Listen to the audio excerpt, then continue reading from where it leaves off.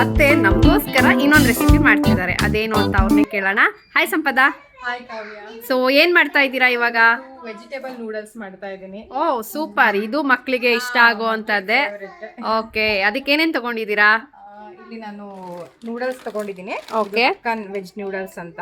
Okay, ಇದು separate ಆಗಿ ಸಿಗುತ್ತೆ. ಓಕೆ, ಇವಾಗ ಇಲ್ಲಿ ಆನಿಯನ್, ಹಾ, ಇದು ಹೆಂಗಿರು ಗ್ರೀನ್ ಚಿಲ್ಲಿ, ಓಕೆ, ಮತ್ತೆ ಇದು ಬೀನ್ಸ್ ಸಣ್ಣ ಸಣ್ಣದಾಗಿ ಕಟ್ ಮಾಡ್ಕೊಂಡಿದ್ದೀನಿ. ಹಾ, ಇಲ್ಲಿ carrot, capsicum, cabbage.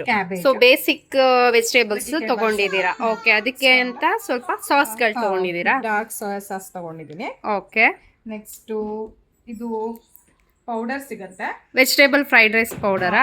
Okay, okay, ಇದು ಬೇಕಾದ್ರೆ ಎಕ್ಸೆಪ್ಷನ್ ಹಾಕ್ಬೋದು, ಇಲ್ಲ ಹಾಕ್ತಾ ಇದ್ದೀನಿ. ಓಕೆ, ಆಮೇಲೆ ಸ್ವಲ್ಪ ಲಾಸ್ಟಿಗೆ ಹಾಕಕ್ಕೆ ಪಿಜ್ಜಾ ಪಾಸ್ತಾ ಸಾಸ್ ಬರುತ್ತಲ್ಲ, ಓಕೆ, ಫ್ಲೇವರಿಂಗ್ ಜಸ್ಟ್ ಹಾಕಕ್ಕೆ. Okay, okay. ಸೊ ಈಗ ಶುರು ಮಾಡೋಣ ಹಾಗಾದ್ರೆ. ಇಷ್ಟೇ ಅಲ್ವಾ? ಓಕೆ. ಪಾತ್ರೆಯಲ್ಲಿ ಸ್ವಲ್ಪ ನೀರು ಹಾಕೊಂಡಿದ್ದೀನಿ. ಓಕೆ, 2.5 ಗ್ಲಾಸ್ ಅಷ್ಟು ಕುದೀಲಿ ಚೆನ್ನಾಗಿ. ಓಕೆ, ನೆಕ್ಸ್ಟ್ ಇದಕ್ಕೊಂದು ಸ್ವಲ್ಪ ಎಣ್ಣೆ ಹಾಕೊಂತೀನಿ. ಸ್ವಲ್ಪ ಉದ್ರು ಬರ್ಬೇಕಲ್ವಾ, ಅದು ಅಂಟ್ಕೋಬಾರ್ದು. ಉಪ್ಪು ಹಾಕೋತಾ ಇದೀನಿ. ಓಕೆ, ಇಲ್ಲಿ ನೀರು ಕುದಿಯೋಷ್ಟೊತ್ತಿಗೆ ನಾವಿಲ್ಲಿ ವೆಜಿಟೇಬಲ್ಸ್ ಎಲ್ಲ ಸ್ವಲ್ಪ ಫ್ರೈ ಮಾಡ್ಕೊಬಿಡೋಣ. ಓಕೆ, ಇದು ಟೈಮ್ ಬೇಕಾಗುತ್ತಲ್ವಾ. ಸ್ವಲ್ಪ ಎಣ್ಣೆ ಹಾಕೊಂಡಿನಿ. ಓಕೆ,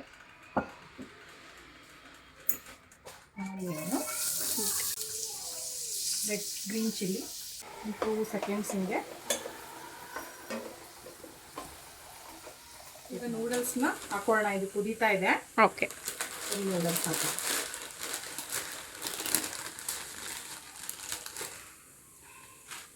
ಮನೇಲೇ ಸಖತ್ ಈಸಿಯಾಗಿ ನೂಡಲ್ಸ್ ಮಾಡೋದನ್ನು ಹೇಳ್ಕೊಡ್ತಿದ್ದಾರೆ. ಆಬ್ವಿಯಸ್ಲಿ ಇದು ಮಕ್ಕಳಿಗೆಲ್ಲ ಸಖತ್ತು ಇಷ್ಟ ಆಗುವಂಥದ್ದೇ ಅಲ್ವಾ? ಸ್ವಲ್ಪ ಬೇಯಲಿ 5 ಮಿನಿಟ್ಸ್. ನಿಮಗೆ ಗೊತ್ತಾಗುತ್ತೆ ಕನ್ಸಿಸ್ಟೆನ್ಸಿ ಇದು ಸೇವ್ಗೆ ಹೆಂಗೆ ಇದ್ದಾಗ. ನೋಡ್ಬಿಟ್ಟು ಆಮೇಲೆ ಡ್ರೈನ್ ಮಾಡೋಣ ಮಟನ್.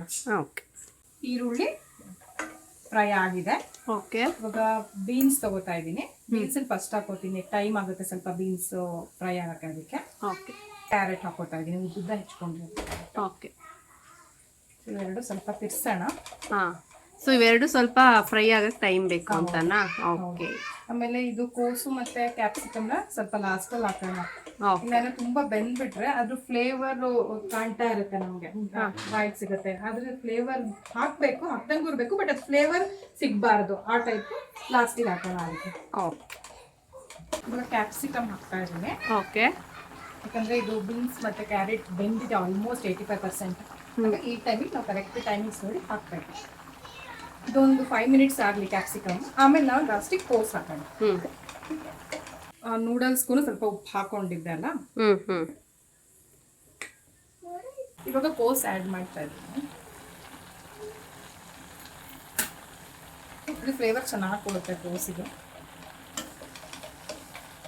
ಇವಾಗ ನೋಡಿ ಇದು ಬೆಂದಿದೆ ನೋಡಿ. So noodles ಬೆಂದಿದ್ಯಾ?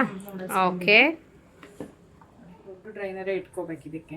ಸ್ವಲ್ಪ ಜಾಸ್ತಿ ಕ್ವಾಂಟಿಟಿನೇ ಮಾಡ್ತಾ ಇದ್ದೀನಿ ನಾನು.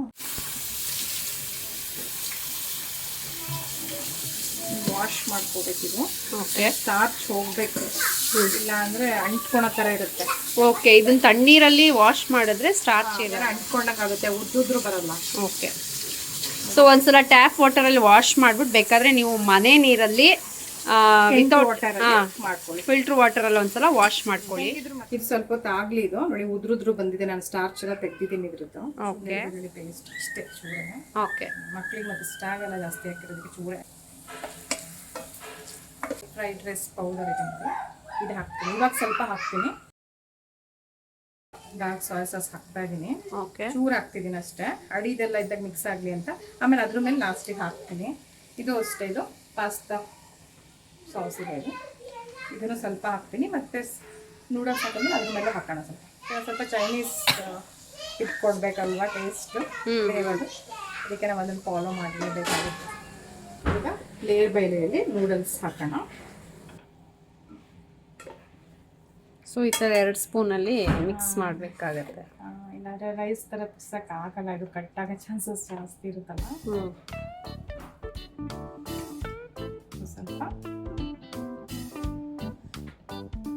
ಈಗ ಒಂದು ಸ್ವಲ್ಪ ಸೋಯಾ ಸಾಸು.